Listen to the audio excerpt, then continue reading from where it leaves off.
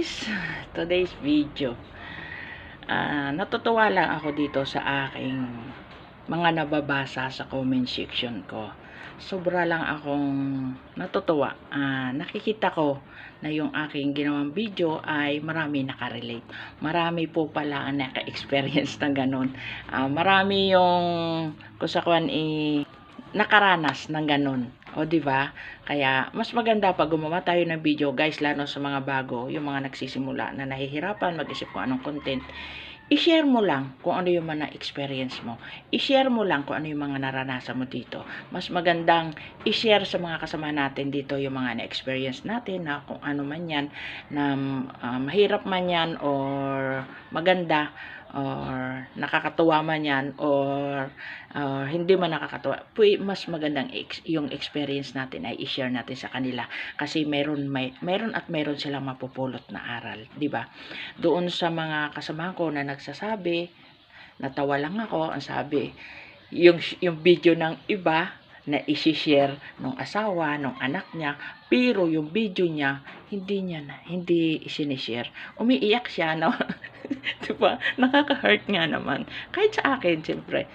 Kahit nga yung aking anak, tinitingnan ko lang, pero wala akong sinasabi na i-share nyo yung video ko. Hindi. Never ko talagang.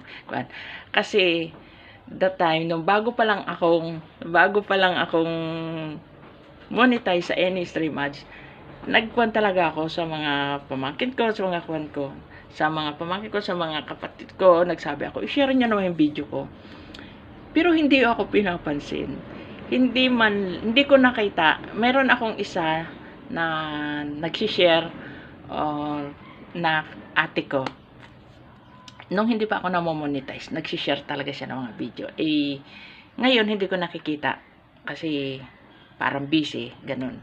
Pero never, nung nag-inbox ako doon sa mga pamangkin ko, sa mga pinsan ko, sa mga kapatid ko, na i-share yung video ko, na hindi naman ako pinakinggan, hindi na ako nagdala. Hindi na uli ako nagsabi na i-share mo yung video ko.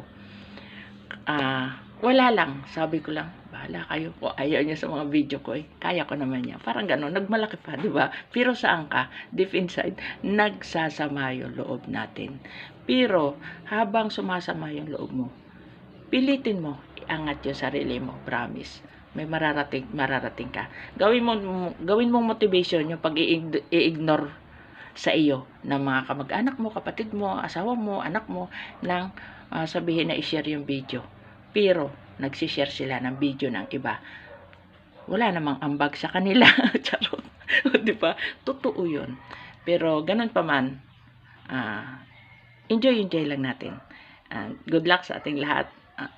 Marami na naman ang makaka-relate nito. Basta, I love you all and good luck sa Family Love Alive ko, sa aking mga Pioneer 1, Pioneer 2, Pioneer 3, Pioneer 5, Pioneer 4, Pioneer 6, at sa mga susunod pang darating na mga Pioneer ko. Love you, love you.